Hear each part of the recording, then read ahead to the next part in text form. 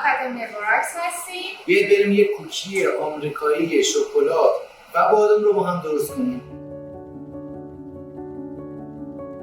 کره خنک، شکر سفید و شکر قهوه‌ای رو با میکسر خوب میزنیم تا کمی حالت پفکی بگیره.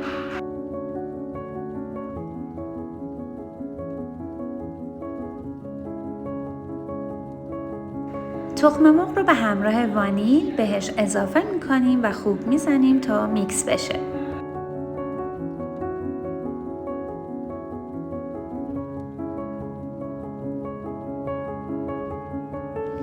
مواد خشکمون رو با همدیگه مخلوط میکنیم.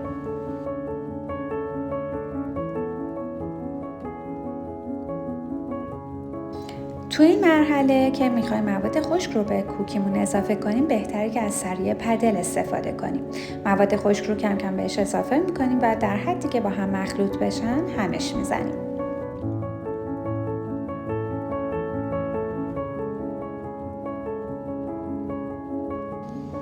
بادوم خرد شده و شکلات چیپسی رو هم اضافه کرده و خوب مخلوط میکنیم.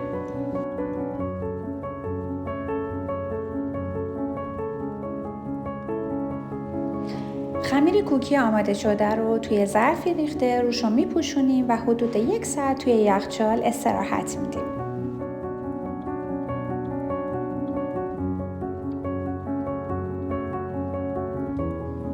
از خمیر کوکی گلوله‌های به اندازه حدود 70 تا 80 گرم جدا می‌کنیم، گلوله می‌کنیم، داخل رینگ 8 سانت گذاشته و روش کمی پرک بادوم و شکلات چیپسی می‌ریزیم.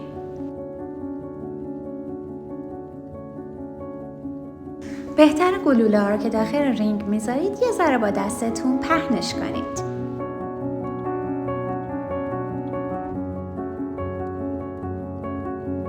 کوکی‌ها رو داخل فر 170 درجه به مدت 15 تا 20 دقیقه میپزیم.